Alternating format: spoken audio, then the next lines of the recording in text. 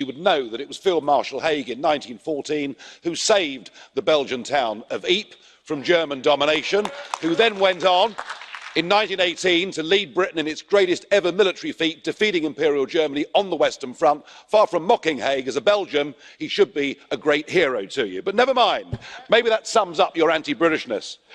Sticking with Belgium, I thought what happened at the summit last week was a national humiliation, an impasse, because we have in Mrs May a Prime Minister who hasn't got the courage, who hasn't got the vision to carry out her many repeated promises, namely to take us out of the European Union this Friday, March the 29th. It is not happening, and we're witnessing a slow motion betrayal, perhaps the greatest betrayal of any democratic vote in the history of our nation. And the reason, of course, is this withdrawal treaty.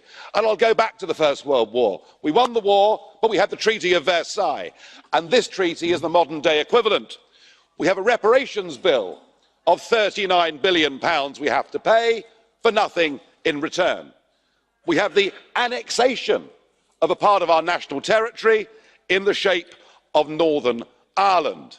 This treaty is a bad piece. It is unacceptable, it is not Brexit, and it will not pass. Now, I know that you're all getting terribly excited about what the House of Commons may do over the course of the next week, and we know what they'll do. They'll come back with some form of agreement around a customs union and the continued free movement of people.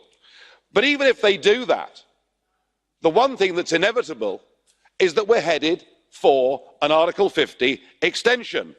And I think you should ask yourselves, do you really want that?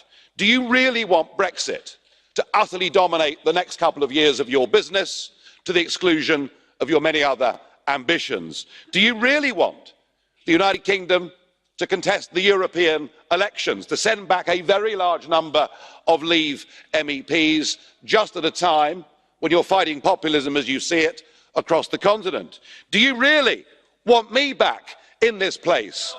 Yes. Well, there we are. And all for what? Because Brexit is going to happen anyway.